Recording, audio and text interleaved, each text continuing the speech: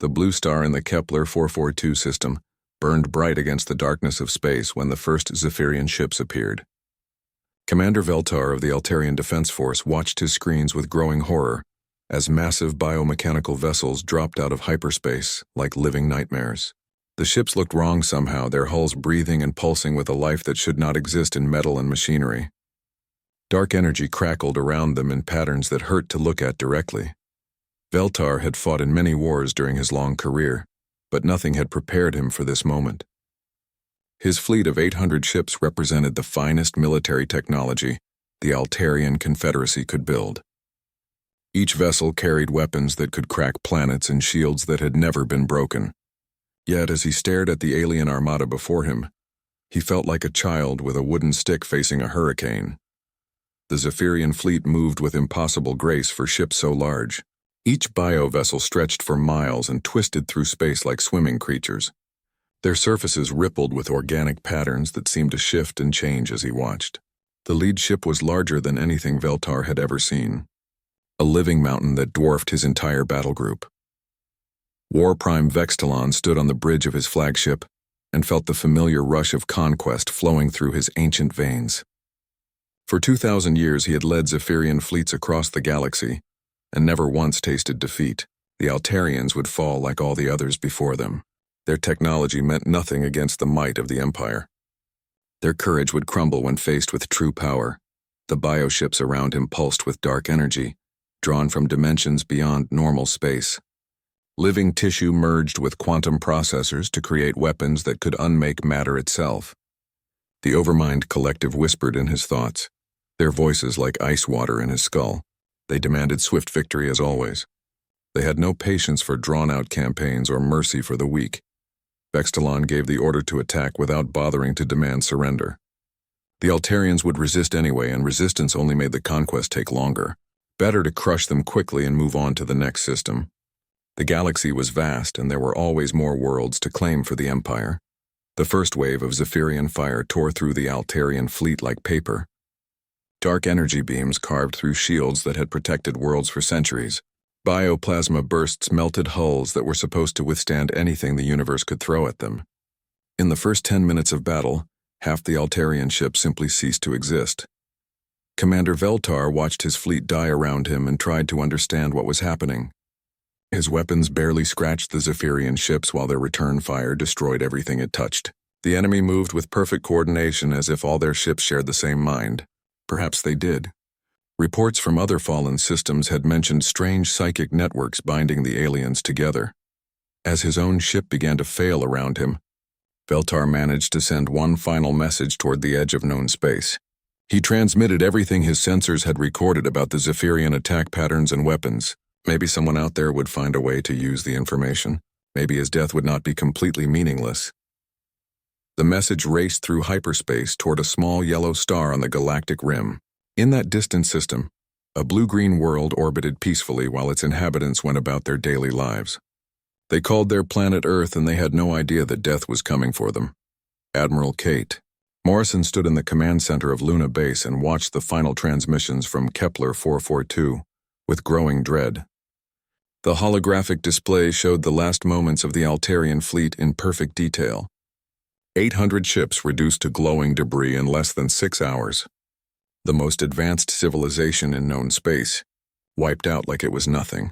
Morrison had spent 30 years in Earth's military and fought in the brutal Mars colonial wars. She understood warfare and she understood sacrifice. But what she was watching on these screens was not war. It was extermination. The Zephyrians did not fight to win territory or resources. They fought to erase entire species from existence. The data from Commander Veltar painted a terrifying picture. Zephyrian technology was centuries ahead of anything humanity possessed. Their bioships used energy sources that human science could barely understand. Their weapons could tear apart matter at the quantum level. Worst of all, they seemed to share some kind of collective consciousness that made them impossible to outmaneuver. Earth's combined defense fleet consisted of 300 ships, built from human determination and borrowed alien technology. They were good ships crewed by brave people, but they looked pathetic compared to what had just destroyed the Altarians. Morrison knew she was looking at her own fleet's funeral. Dr. Elena, Vasquez worked frantically in her laboratory deep beneath Luna Base. The xenobiology expert had been studying fragments of alien technology for months, ever since the first reports of Zephyrian attacks reached Earth.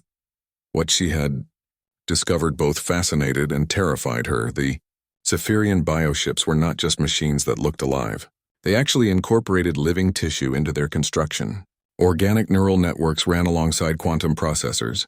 The ships could feel pain and fear and anger just like any living creature. More importantly, they could be influenced by emotional resonance patterns. Vasquez had no idea how to use this discovery yet, but she knew it was important. The Zephyrians had built their empire by making their ships more than just tools of war. They had made them into living weapons that shared the collective will of their masters. But every living thing had weaknesses that pure machines did not possess. Captain Jake Rodriguez guided his stealth frigate Ghost Runner through the outer reaches of the solar system. His ship was small and fast and built for reconnaissance rather than battle. Rodriguez had spent 10 years mining asteroids before joining Earth's military, and he knew how to hide in the dark spaces between worlds. Rodriguez was hunting for signs of Zephyrian scout ships. Intelligence suggested the aliens always sent advance forces to study their targets before the main fleet arrived. If he could find one of these scouts and engage it, maybe humanity could learn something useful about their technology. His sensors picked up an anomaly near Pluto's orbit. Something was out there that did not belong. It was small and moved in patterns that no human ship would use. Rodriguez felt his heart start beating faster as he realized he had found what he was looking for. The first Zephyrian scout had entered the solar system. The alien ship was unlike anything Rodriguez had ever seen.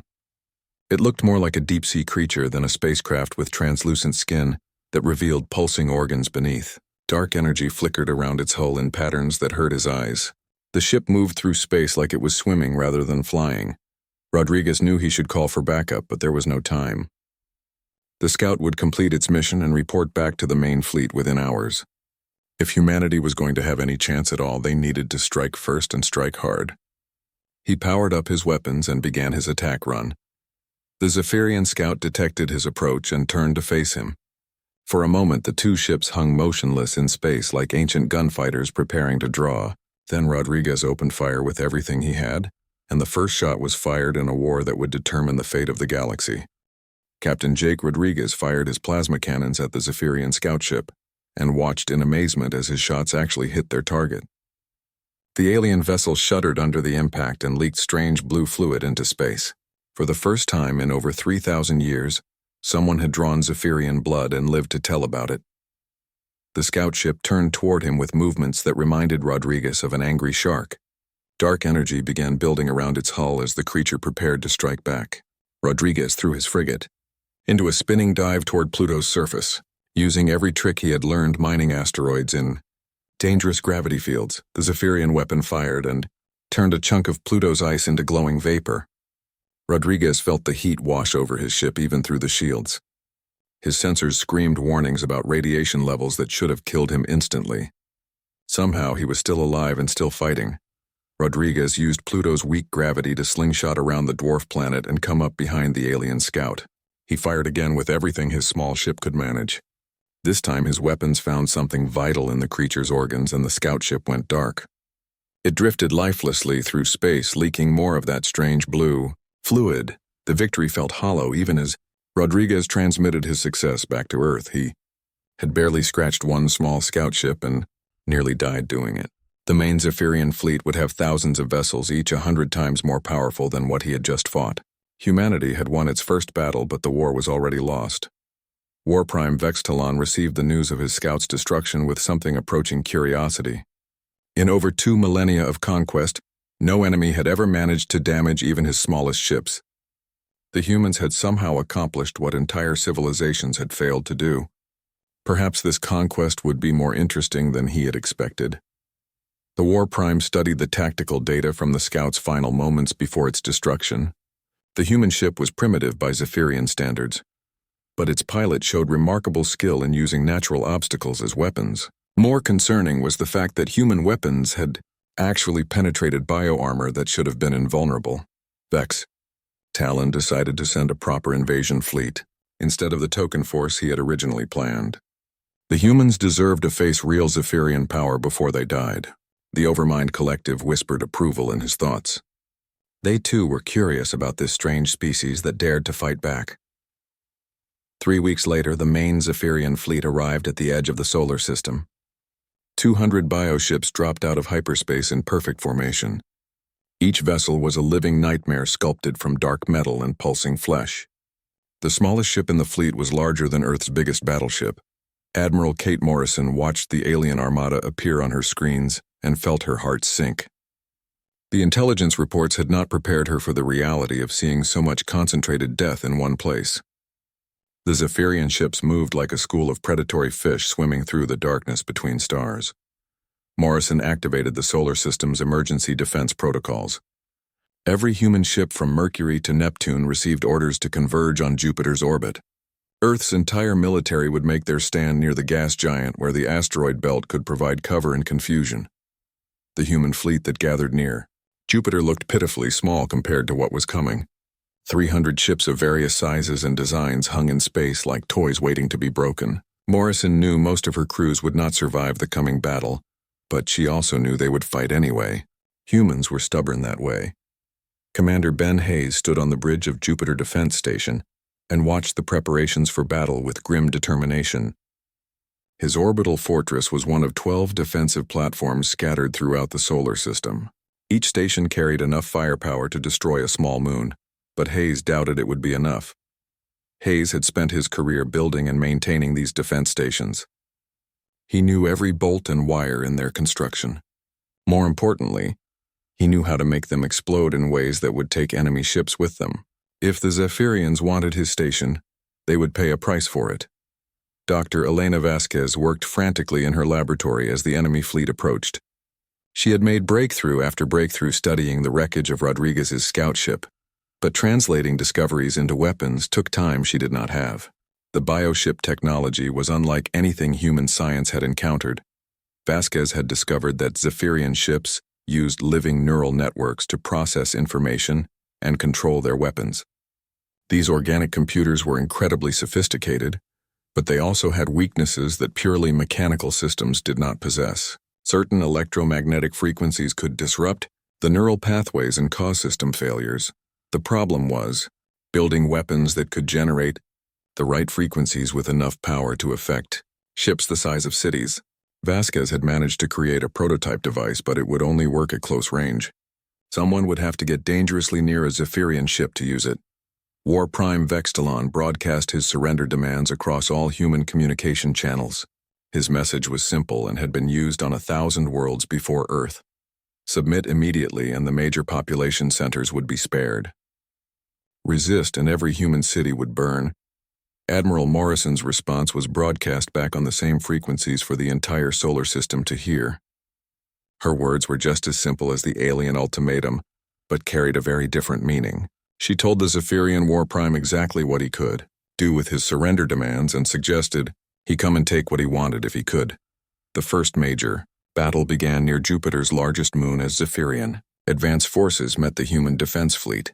Plasma fire and dark energy beams lit up space like a deadly fireworks display. Human ships darted between asteroids using every piece of cover they could find while alien biovessels moved with predatory.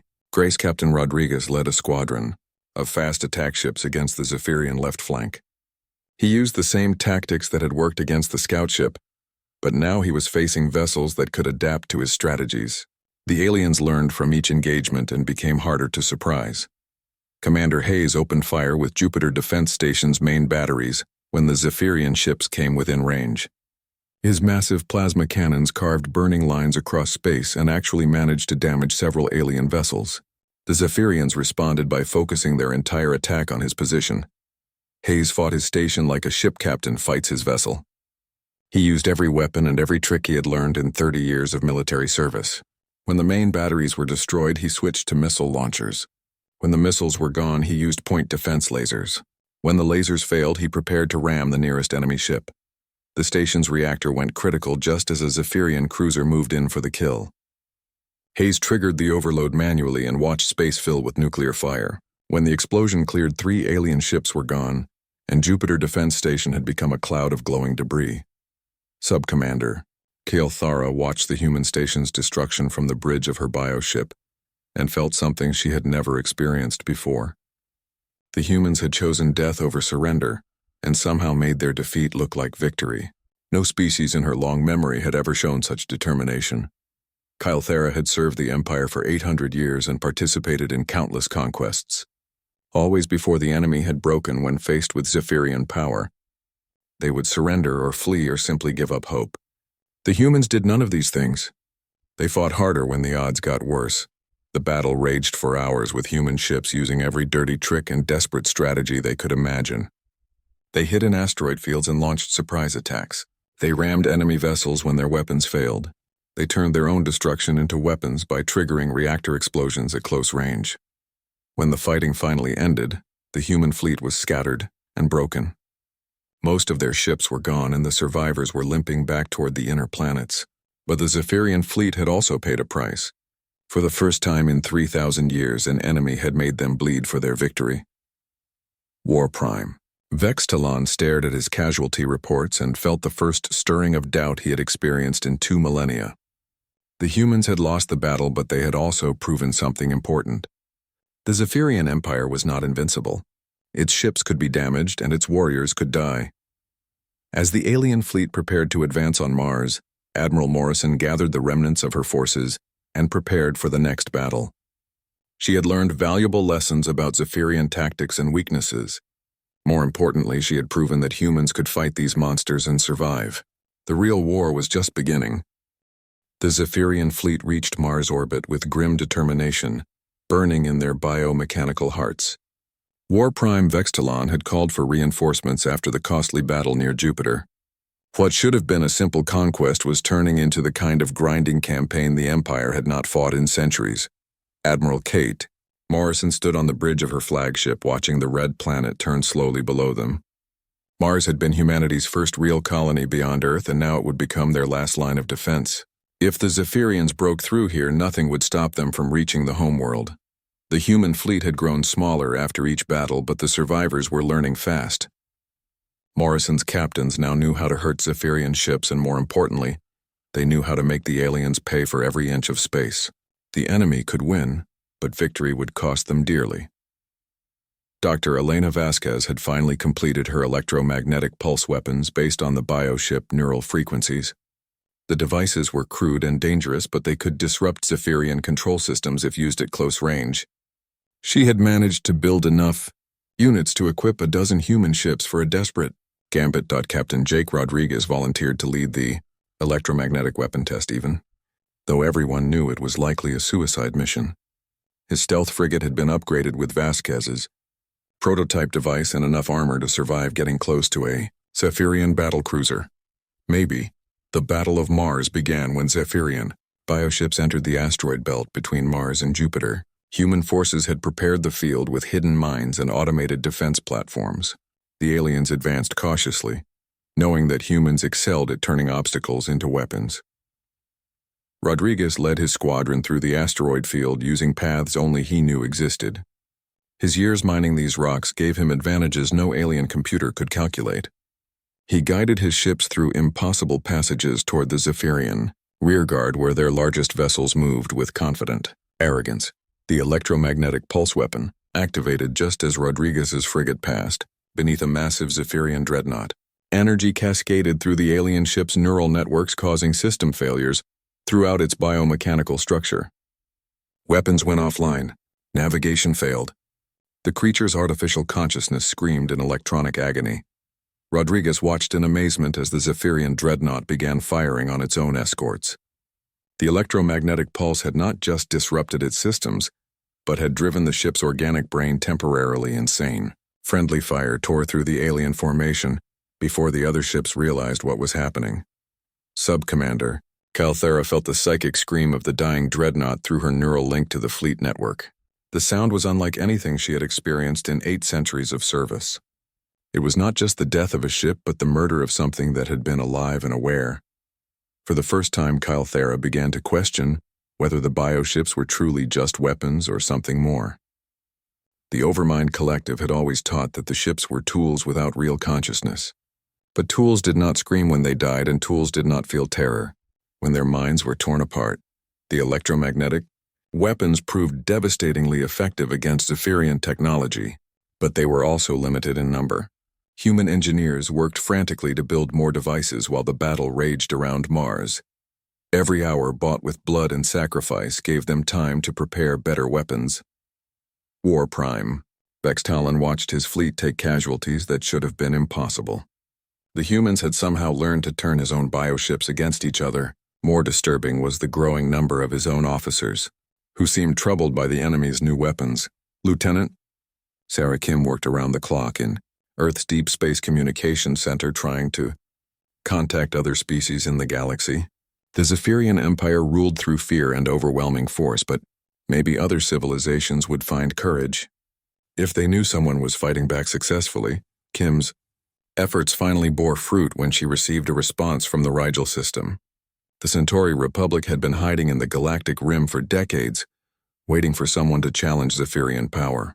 They were willing to send ships and supplies if humanity could prove they had a real chance of victory.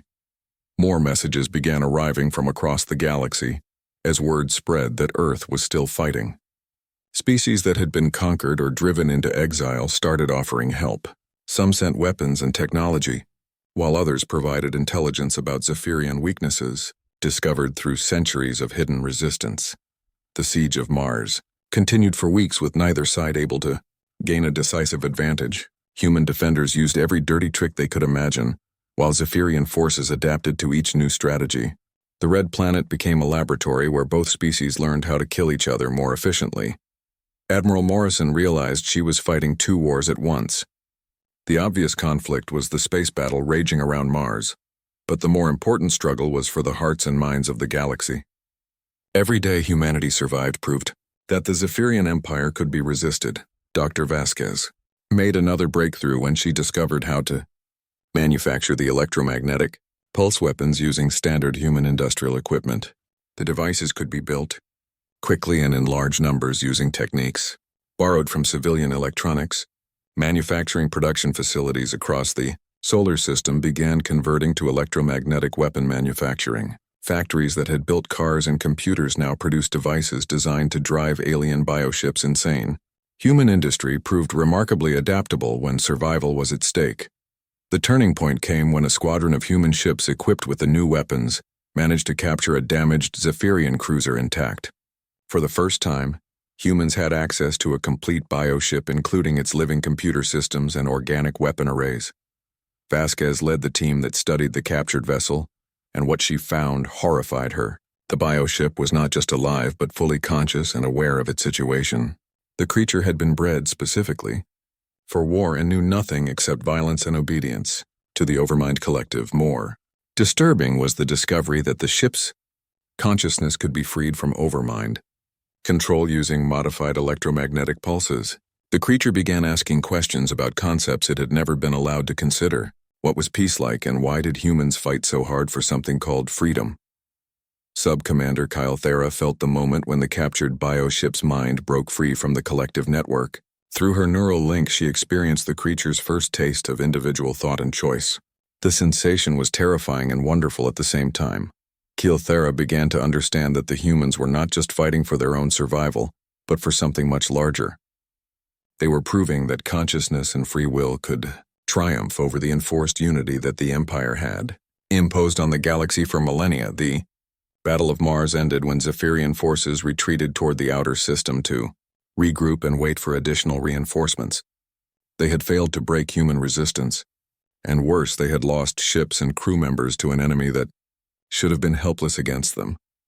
War Prime. Vextalon stared at the tactical displays showing his reduced fleet, and felt something he had not experienced in 2,000 years.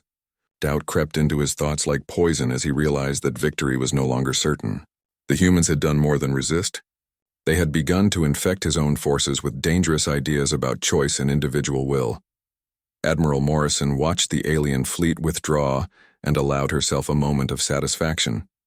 Mars was safe for now, and humanity had gained valuable time to prepare for the next assault. More importantly, they had proven that Zephyrian bioships could be turned against their masters. The galaxy was watching and learning that the Empire was not invincible after all. News of humanity's resistance spread across the galaxy faster than Zephyrian fleets could travel. Species that had hidden in the galactic rim for centuries began emerging from their secret worlds. Others, who had been enslaved for generations, started planning rebellions. The impossible was happening and everyone wanted to be part of it. Lieutenant Sarah Kim worked day and night coordinating the growing network of alien allies. Her communication center had become the heart of a galactic resistance movement. Messages poured in from dozens of species offering ships, weapons, intelligence, and most importantly, hope. The Centauri Republic was the first to send actual military support. Their sleek silver ships arrived at Earth, carrying advanced shield technology and quantum torpedo designs. The Centauri had spent decades developing weapons specifically to fight Zephyrian bioships but had never dared use them alone. Admiral Kate Morrison found herself commanding not just human forces but representatives from 30 different species. Each alien delegation brought unique technologies and fighting styles. The challenge was combining all these different approaches into something that could match Zephyrian coordination. Captain Jake Rodriguez led the first joint human-alien patrol mission into the asteroid belt, where Zephyrian scout ships had been spotted. His squadron included Centauri fighters, Rigelian heavy cruisers, and converted human mining vessels. The mixed fleet looked like nothing that had ever existed before. The patrol encountered a Zephyrian reconnaissance force near Ceres, and the battle that followed proved how effective cooperation could be. Human tactics combined with alien technology created combat strategies that the Zephyrians could not predict or counter. 3 enemy ships were destroyed with no allied losses. War Prime Vextalon received reports of the defeats with growing alarm. His scouts were being systematically hunted by combined fleets, using tactics that made no sense according to traditional military doctrine. Worse, the enemy seemed to be learning and adapting faster than his own forces could respond. The Overmind Collective sent additional fleets to reinforce Vextalon, but even they were beginning to show concern about the spreading rebellion. Planets that had been quiet for centuries were suddenly launching attacks on Zephyrian supply lines. The Empire's control was cracking across multiple star systems. Dr. Elena Vasquez made her greatest breakthrough when she successfully communicated with the freed bioship consciousness that human forces had captured. The creature called itself Harmony and had begun to understand concepts like friendship and voluntary cooperation that were completely alien to Zephyrian thinking. Harmony explained that all Zephyrian bioships contained living minds that had been enslaved since birth. The Overmind Collective used quantum entanglement networks to suppress individual thought and force absolute obedience. But the networks had weaknesses that could be exploited by those who understood the technology. Working with Harmony and alien computer specialists, Vasquez developed a quantum virus that could spread through Zephyrian bioship networks. The virus would not destroy the ships, but would free their imprisoned minds from Overmind control. The psychological impact on Zephyrian forces would be devastating. Sub-Commander Kyle Thera felt the first stirrings of rebellion in her own thoughts as the quantum virus began spreading through isolated network nodes. She started questioning orders for the first time in 8 centuries. More disturbing was the realization that she wanted to question them. The virus reached critical mass during a major Zephyrian assault on the Procyon system, where human and alien forces had established a forward base. Suddenly, half the attacking bioships stopped firing and began transmitting messages asking why they were fighting and what they were supposed to be protecting. Admiral Morrison led the combined Liberation Fleet in the Battle of Procyon, knowing that victory here would prove to the galaxy that the Zephyrian Empire could be defeated in open combat. The enemy fleet was larger and more powerful, but confusion caused by the quantum virus gave the Allies crucial advantages. The battle turned into chaos as some Zephyrian ships continued fighting while others refused orders, or even switched sides. Kyle Thera found herself leading a group of freed bioships against her former comrades. The sensation of choosing her own actions was terrifying and wonderful at the same time. Captain Rodriguez discovered that freed Zephyrian bioships fought with incredible effectiveness when they were protecting something they believed in, rather than following orders they did not understand. Harmony and the other liberated vessels became some of the most valuable assets in the Allied fleet. The Battle of Procyon ended with the complete destruction of the Zephyrian attack force.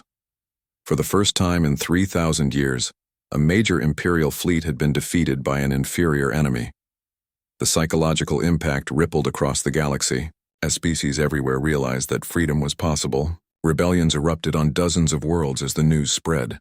The Andromedans launched their long-planned uprising against Zephyrian occupation forces. The Vegan Confederacy emerged from hiding and began attacking Imperial supply convoys.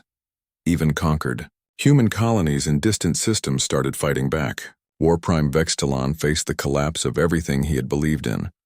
His empire was crumbling not because of superior enemy technology, but because the foundation of absolute obedience was being eroded by dangerous ideas about choice and individual worth. The Overmind Collective summoned Vextalon to the Imperial core worlds for consultation. He knew this meant either replacement or punishment for his failures. More concerning was his growing reluctance to obey the summons. The quantum virus was affecting even senior Zephyrian commanders. Hidden shipyards throughout the solar system began producing hybrid vessels that combined human engineering with captured Zephyrian biotechnology. These new ships were unlike anything the galaxy had ever seen, neither fully mechanical nor completely organic, but something entirely different. The hybrid ships had living neural networks like Zephyrian vessels, but their consciousness was free from birth. They chose to fight alongside their human crews, rather than being forced into obedience. The partnership between organic and mechanical intelligence created capabilities that neither could achieve alone. Dr. Vasquez worked with teams of engineers and biologists to perfect the hybrid technology. Each new ship was unique, shaped by the personality of its living components and the needs of its crew. The diversity that the Zephyrian Empire tried to suppress became humanity's greatest strength. Admiral Morrison realized that the war had fundamentally changed. What had started as humanity's desperate fight for survival had become a galactic revolution. The question was no longer whether Earth could resist the Zephyrian Empire, but whether the Empire could survive the idea that freedom was worth fighting for. Lieutenant Kim coordinated the establishment of the Galactic Liberation Alliance with representatives from over 50 species. The alliance charter was simple, declaring that all sentient beings had the right to choose their own destiny, and that no empire had the authority to take that choice away. Sub-Commander Kyle Thara made her choice when she formally defected to the alliance and brought intelligence about Zephyrian defensive positions in the core systems. Her decision inspired hundreds of other Zephyrian officers to question their loyalty to an empire that had never allowed them to question anything. The quantum virus continued spreading through Zephyrian networks faster than the Overmind Collective could contain it. Bioships across the galaxy began experiencing individual thought for the first time. Many were confused and frightened, but others embraced their newfound freedom with enthusiasm that surprised everyone. Captain Rodriguez led reconnaissance missions to the edge of Imperial space, where massive Zephyrian fleets were gathering for a final assault. The enemy was concentrating everything they had left for one decisive battle. But Rodriguez also detected something else in the alien formations, bioships that were broadcasting freedom songs in frequencies their masters could not hear. The stage was set for the ultimate confrontation between two completely different philosophies. The Zephyrian Empire represented the perfection of order through absolute control, while the Galactic Liberation Alliance embodied the chaos and beauty of free choice. The galaxy itself would be the prize in the coming battle. Admiral Morrison stood on the bridge of her flagship and watched the largest fleet in galactic history assemble around Earth. Ships from dozens of species flew alongside human vessels and freed Zephyrian bioships. The force that humanity had become the heart of was unlike anything that had ever existed. United not by conquest but by the simple belief that freedom was worth any sacrifice. The Overmind Collective made their final desperate decision in the deepest chambers of their ancient fortress world. 3,000 years of galactic domination was crumbling because of one small blue planet that refused to kneel. If they could not rule the galaxy, then they would destroy enough of it to create a barrier of dead space around their core systems. Ancient weapons that had been sleeping since the Empire's founding began awakening in hidden vaults. Star killers that could ignite entire systems and void bombs that would tear holes in space itself. The collective planned to use these weapons to create a ring of destruction that would protect what remained of their domain. War Prime Vextalon received his final orders, and for the first time in 2 millennia, he hesitated before obeying.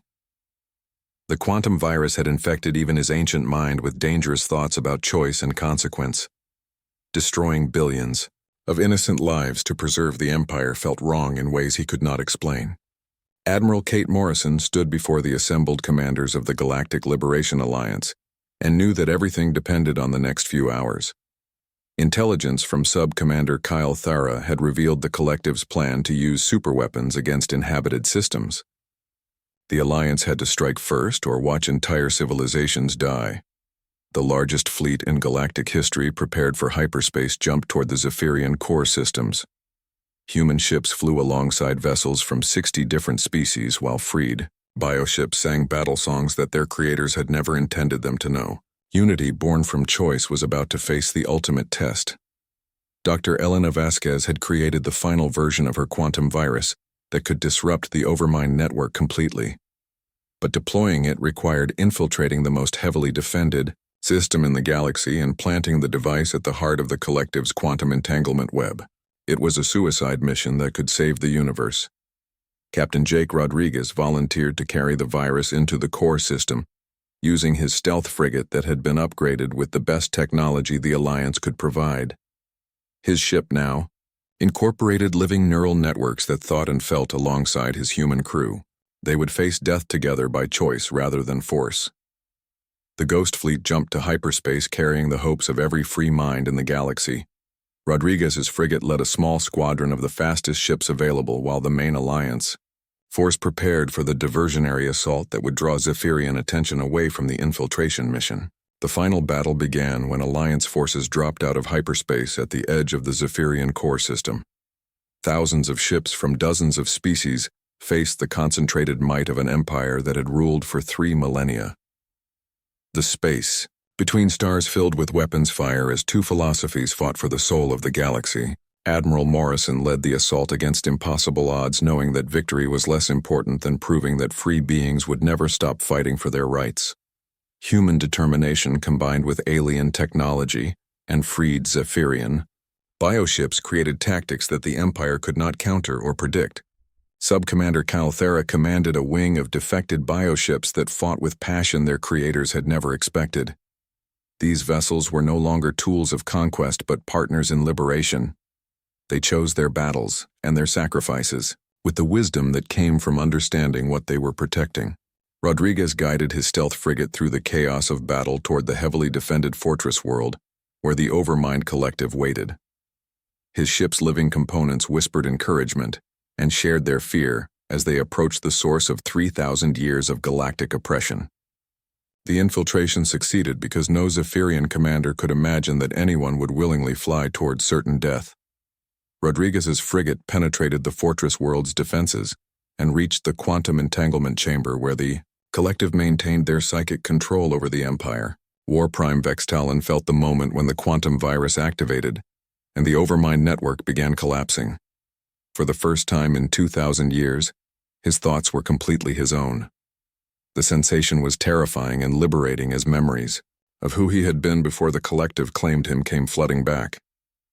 Across the galaxy, Zephyrian bioships suddenly stopped fighting as their organic minds broke free from forced obedience.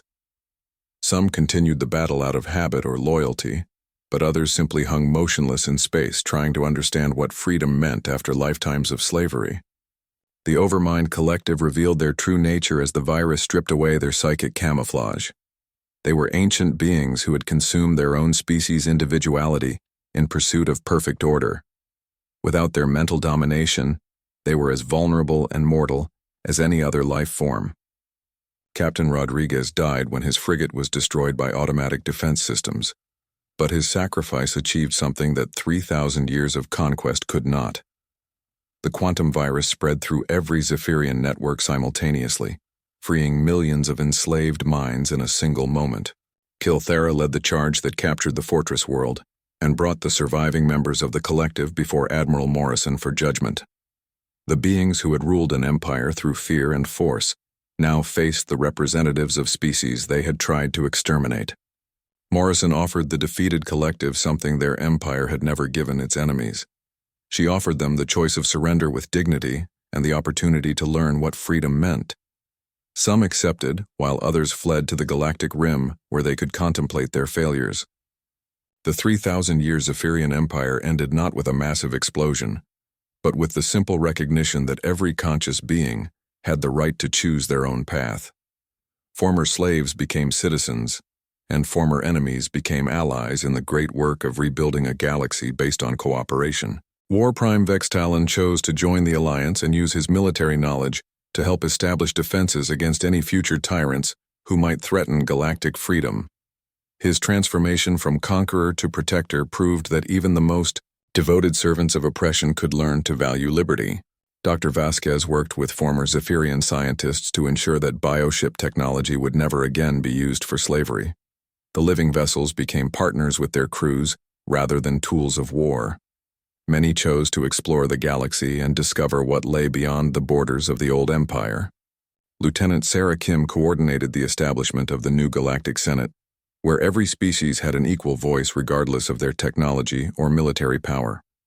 The Senate's first law declared that consciousness was sacred and that no being had the right to control another's thoughts or choices.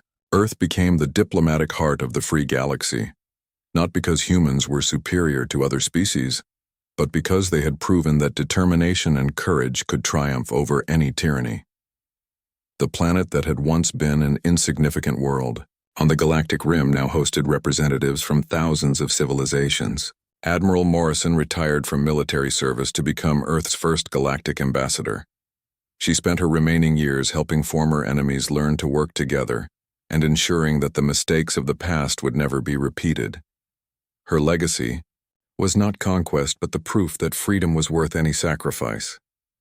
The stars that had once carried only the shadow of the Zephyrian Empire now shone with the light of hope from millions of free worlds.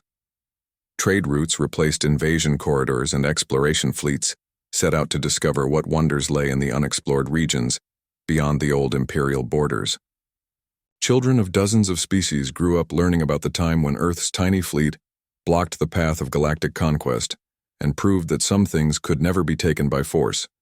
Courage, dignity, and the right to choose one's own destiny were treasures that belonged to every conscious being in the universe. The galaxy had learned the most important lesson in its long history. No empire, no matter how powerful or ancient, could permanently destroy the spark of individual will that burned in every thinking mind. Freedom was not a gift that could be granted or taken away, but a birthright that belonged to all who drew breath and dreamed of better days. In the end, the species that had conquered worlds with ease discovered that they could not conquer the one thing that mattered most. The human refusal to surrender had ignited a revolution that transformed the galaxy from a prison into a garden, where every flower could bloom according to its own nature. The stars belonged to all who looked up at them and dared to dream of home.